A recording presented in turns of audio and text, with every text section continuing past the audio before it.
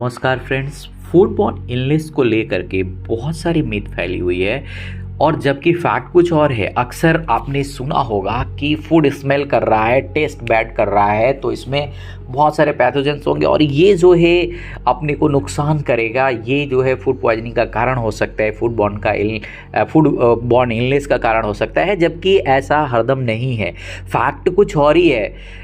Smell भी नहीं कर रहा है, टेस्ट भी अच्छा है, फिर भी उसमें पैथोजेंस हो सकते हैं प्रोसेस हैंडलिंग के दौरान, या फिर किसी तरह से वो कंटामिनेंट हो गया होगा।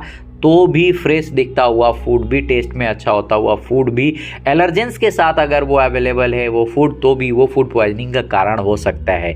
या प्रोसेसिंग के दौरान मैक्सिमम एडिटिव्स का प्रयोग किया गया होगा, तो भी वो कारण बन सकता है फूड पॉइजनिंग का। तो बहुत सारे रीज़न है। सिर्फ हम ये कह दें कि स्मेल और टेस्ट बैड है तो वो फूड बॉर्न इलनेस का कारण है, तो ऐसा नहीं है फ्रेंड। तो फैक्ट आपको क्लियर हो गया। दूसरा सबसे बड़ी मिथ क्या है कि fresh food can not make people sick, ऐसा लोग बोलते हैं, जबकि ऐसा नहीं है friend. Really fresh food can cause food poisoning if it is not properly handled. अगर प्रॉपर तरीके से हैंडल नहीं किया गया है तो फ्रेश फूड से भी फूड पॉइजनिंग हो सकती है। तो फैक्ट को समझिए और फैक्ट के साथ रहिए।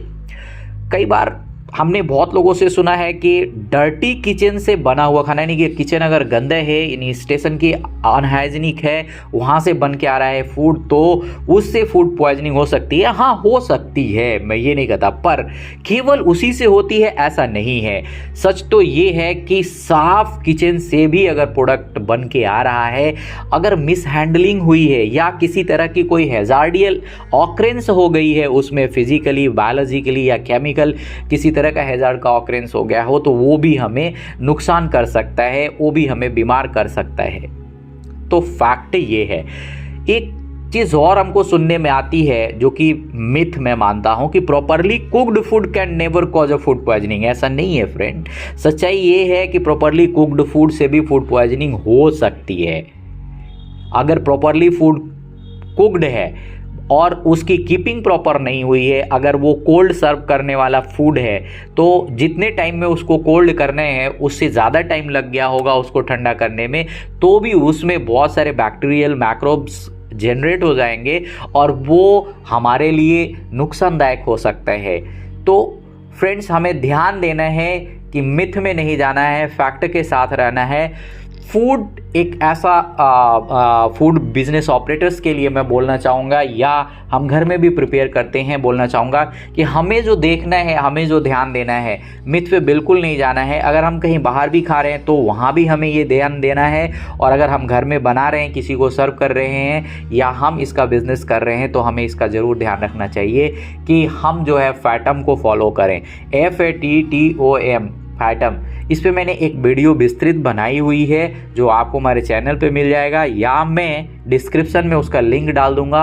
आप उस वीडियो को ज़रूर देखिए, आपको समझ में आ जाएगा कि फूड पॉइजनिंग को कैसे रोक सकते हैं, फूड बॉर्न इलनेस को कैसे रोक सकते हैं। तो मिथ पे नहीं जाना है, फैक्ट के साथ काम करना है, साफ सफाई से अपने प्रोडक्ट को बनाना है, तरीके से अपने प्रोडक्ट को रखना है, क्योंकि हाइजीन का स्टेप न सिर्फ पर्सनल हाइजीन या आपका स्टेशन किचन हाइजीन होता है, जबकि प्रोसेस के दौरान स्टेप में भी बहुत सारे हमें जो है प्रिकॉशंस लेने होते हैं, वो भी हाइजीन के अंडर ही आता है। साथ में स्टोरेज के दौरान भी हमें हाइजीन की ध्यान रखनी पड़ती है, यूटेंसिल, इक्विपमेंट, इन सब की हाइजीन का ध्यान रखना पड़ता है। अगर हम इन सब को प्रॉपर तरीके से ध्यान में रख के अगर प्रोडक्ट को बनाते हैं तो हमारा कस्टमर कभी भी फेस नहीं करेगा फूड बॉर्न इलनेस को। और साथ में अगर हम कोई एडिटिव्स या किसी भी तरह का केमिकल एडिटिव्स के अलावा कुछ ऐसा ऐड ऑन कर रहे हैं, फोर्टिफिकेशन कर रहे हैं, कोई न्यूट्रिशन को बरकरार रखने के लिए, या कोई किसी भी तरह का एजेंट का प्रयोग कर रहे हैं बाइंडिंग के लिए या इसके लिए, तो हमें उसके डोजिंग पे ध्यान देना है। हमें FSSAI नॉर्म्स को देख लेना चाहिए कि कितना उसमें डालना है, क्योंकि वो नॉर्म्स बनाया ही गया है इसी चीज़ को देखते हुए कि फूड बॉर्न इलनेस ना हो।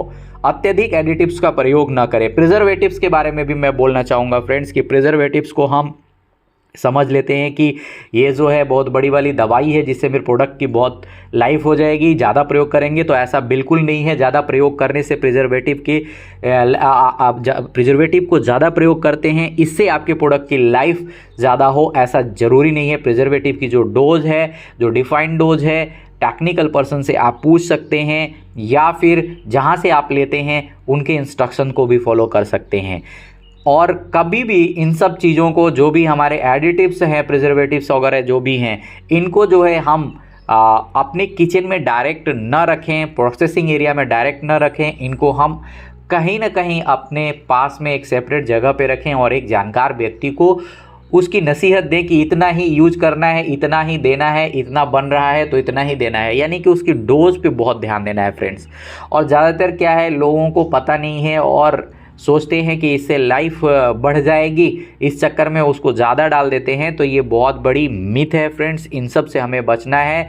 और अपने प्रोडक्ट को अगर सेव करना है आपको, तो आपको किसी न किसी स्तर पे आ कर के ज़रूरत पड़ती है कंसल्टेंसी की। तो आपको अगर लगता है कि आपके प्रोडक्ट की लाइफ नहीं बन पा रही है प्रॉपरली, या इस तरह की कुछ ऑकरेंस हो जा रही है जिसके वजह से मॉइस्चर कंटेंट आप कंटिन्यू नहीं रख पा रहे हैं एंड कस्टमर तक, या फिर कहीं पे प्रोसेसिंग में आपको प्रॉब्लम आ रही है, प्रोडक्ट की कंसिस्टेंसी में प्रॉब्लम आ रही है, तो आपके लिए हम हो सकते हैं बेस्ट सोल्यूशन।